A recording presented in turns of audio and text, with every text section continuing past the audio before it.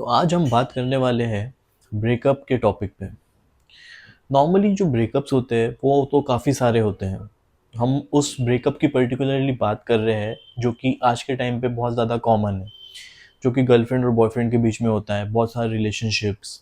And किसी कारणवश जब हम एक दूसरे से दूर होते हैं तो एक ब्रेकअप के बाद में कैसे हम वो चीज़ को ओवरकम कर सके, तो आज हम उसी बारे में बात करेंगे। जो भी सॉल्यूशन है ब्रेकअप के बाद में, जितनी भी हमको परेशानियाँ होती हैं, तो कै उसका क्या सॉल्यूशन है और उसको कैसे हम ओवरकम कर सकें, इसका सॉल्यूशन हम निकालेंगे एक साथ मिलके। तो देखते हैं हमको क्या सॉल्यूशन मिलता है।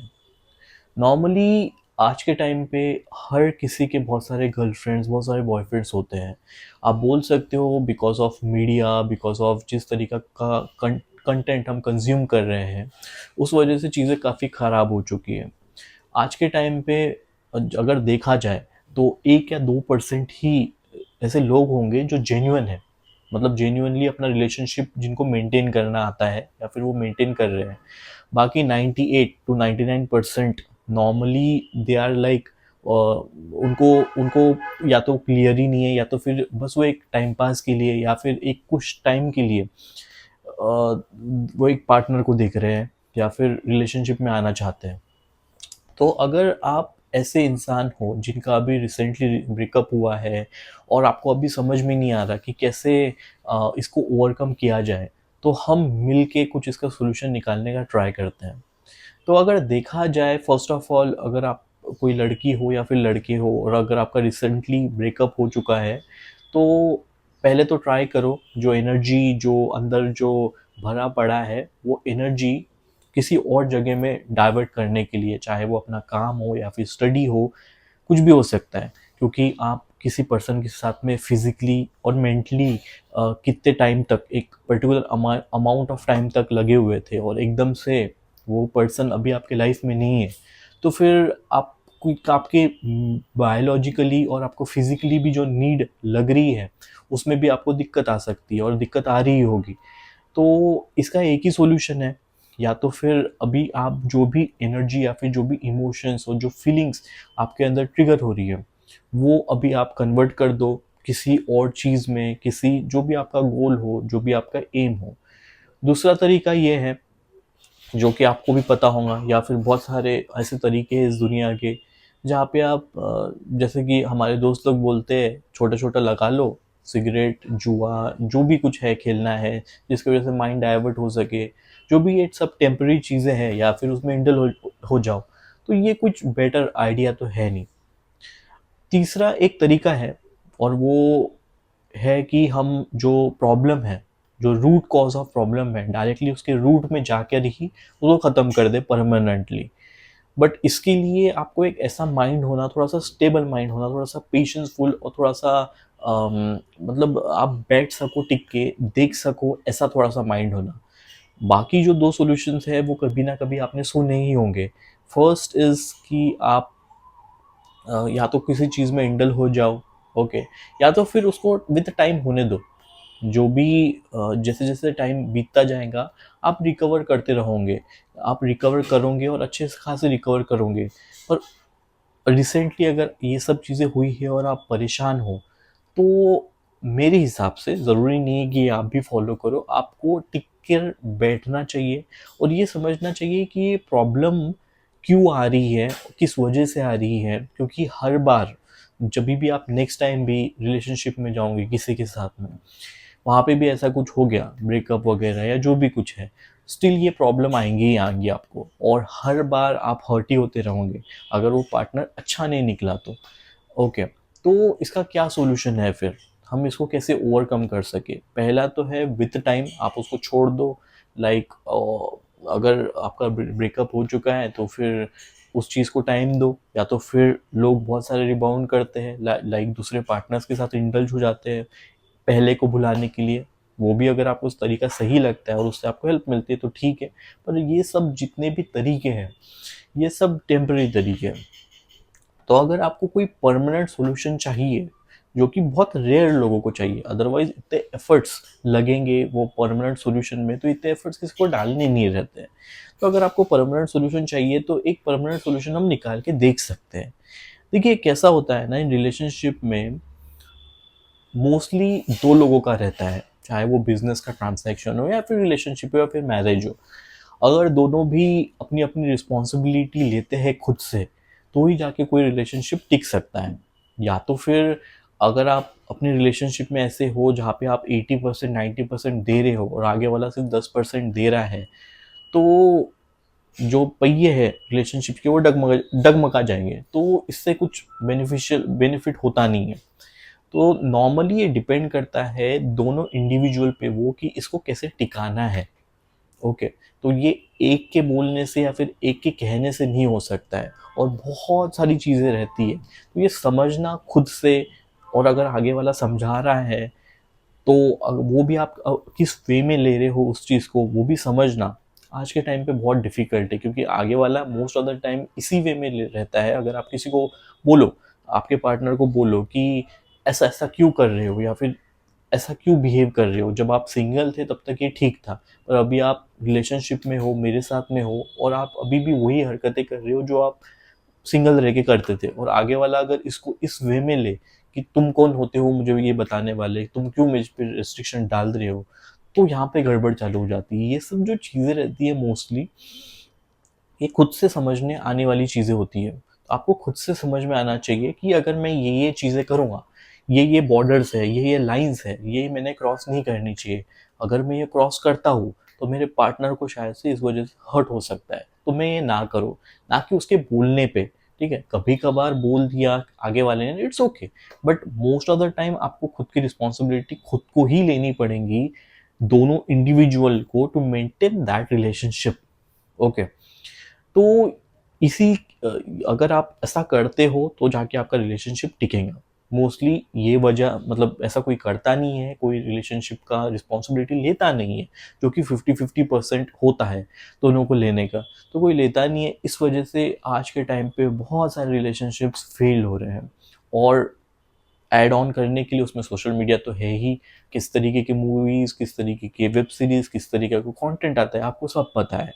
और ढेरों ऑप्शंस है, thousands and lakhs of options हैं। तो किसी को अगर किसी के रिलेशनशिप में कुछ प्रॉब्लम चल रही है, उसमें से दोनों में से एक को अगर ऐसा लगा अरे यार मैं इस पे क्यों एफर्ट्स डालूँ, इतने सारे तो ऑप्शंस हैं मेरे पास में अच्छे, ये भी एक रीज़न है, बहुत बड़ा रीज़न है जिसकी वजह से आजकल रिलेशनशिप टिक नहीं रही है, कि इतने सारे ऑप्शंस अवेलेबल है, तो मैं यहाँ पे क्यों एक्स्ट्रा एफर्ट्स डालूँ, क्यों मुझे इतना ये करूँ, मैं क्यों टेंशन लूँ। तो किसी को वो स्ट्रगल फेस नहीं करना है इन रिलेशनशिप में। ओके, 99% लोगों को ये स्ट्रगल या फिर वो जो कठिनाइयाँ हो रही है रिलेशनशिप में ये फेस नहीं करना है उनको। उनको चाहिए सब कुछ अच्छा अच्छा हो, सब कुछ उनके मन के मुताबिक हो, ठीक है। अगर वैसा नहीं हो रहा है, थोड़ा भी नहीं हो रहा है, तो दे आर लाइक कि ढेरों ऑप्शंस अवेलेबल है, हटाओ इसको।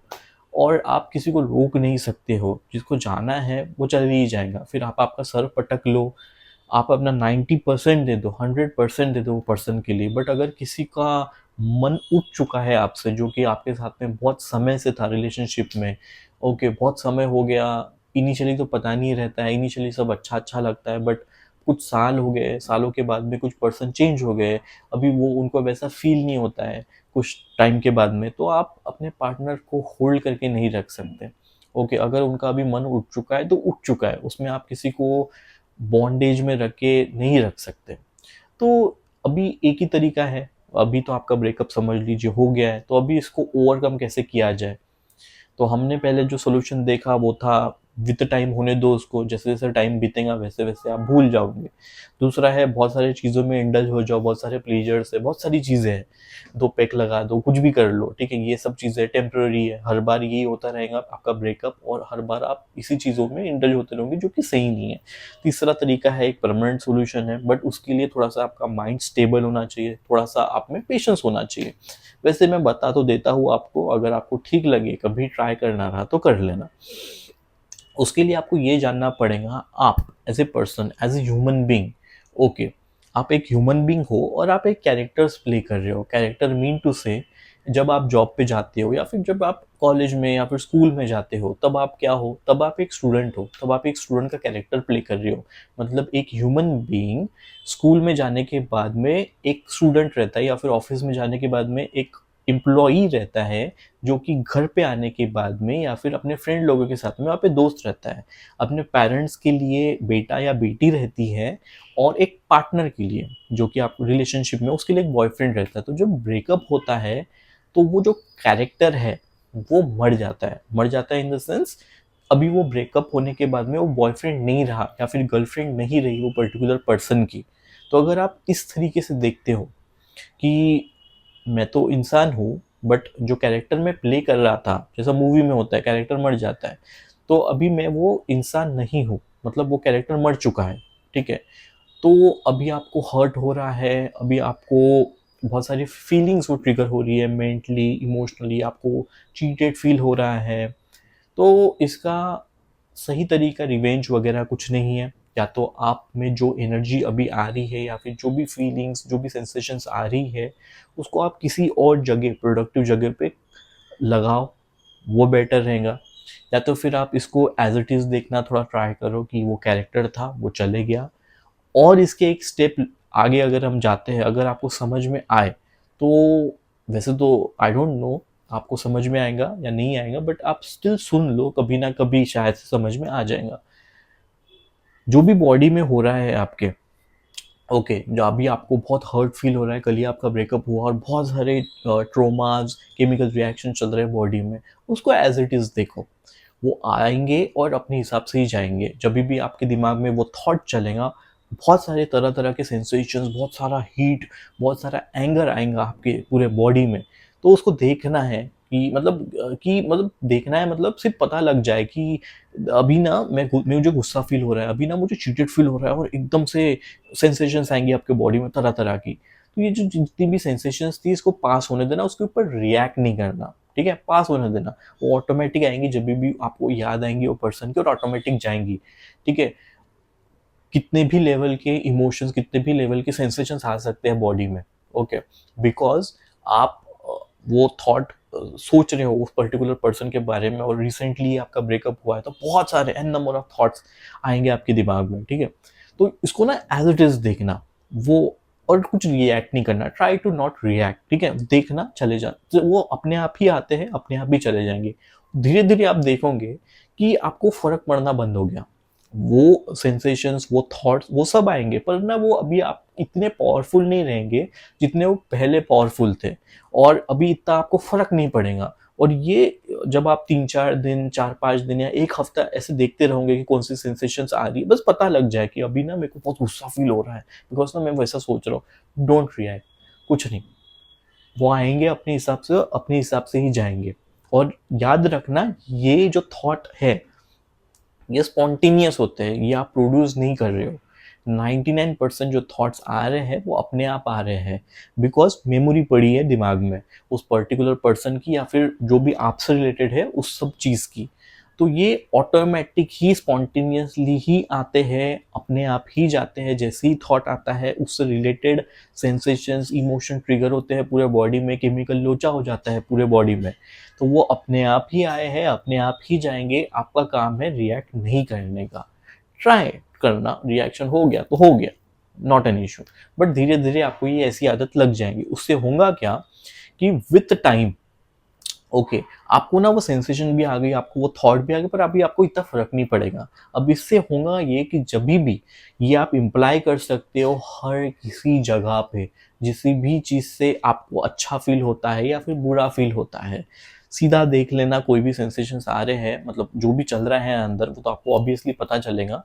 तो याद रखना कि आप एक बैकग्राउंड हो जिसके ऊपर ये सब आ रहा है और जा रहा है। जब आप ऐसा करने लग जाते हो, तो विद टाइम जरूर वो बंद नहीं होगा, वो आती ही रहेगा, पर आपको फर्क पड़ना बंद हो जाएगा। ओके, आपके ऊपर रहेगा फिर कंट्रोल कि आपको फर्क पड़वाना है या फिर नहीं पड़वाना है। तो ये है इसका परमानेंट सॉल्यूशन। अगर अभी आपके ऊपर है कि आपको उसमें से कौन सा चूज करना है। जैसे कि हमने अभी देखे इतने सारे सॉल्यूशंस। पहला तो था, अगर हम इसको सम अप करें, तो पहला था कि विद टाइम होने दो। ठीक है, रो लो, जो करना है कर लो, विद टाइम वो ठीक हो जाएगा। दूसरा था जो भी एनर्जीज आ रही है बॉडी के अंदर, अभी वो एनर्जीज को कैसा ये करना, उसको डाइवर्ट कर देना अपने काम में या फिर जो भी कुछ आप कर रहे हो उसमें। तीसरा था इंडल्ज हो जाओ बहुत सारे प्लेजर्स में या फिर किसी और पर्सन के साथ में जल्दी से जाके ये रिलेशनशिप में चले जाओ, ठीक है, वो एक तरीका था। और भी बहुत सारे तरीके जो आपको अच्छे से पता ही होंगे, जो आपके दोस्त लोग आपको बताएंगे। चौथा तरीका था परमानेंट तरीका, जो कि मैंने आपको बताया, जो कि सिर्फ इस सिचुएशन के लिए नहीं बल्कि लाइफ के हर सिचुएशन में काम में आएगा, ठीक है। तो ये अभी आपके ऊपर है कि आप इसमें से कौन सा तरीका चुनते हो। तो आज हमने देखा कि कैसे इस चीज को हम ओवरकम कर सकते हैं। अब ये आपके ऊपर है कि आप इसमें से कौन सा तरीका चूज करते हो और एग्जीक्यूट करते हो।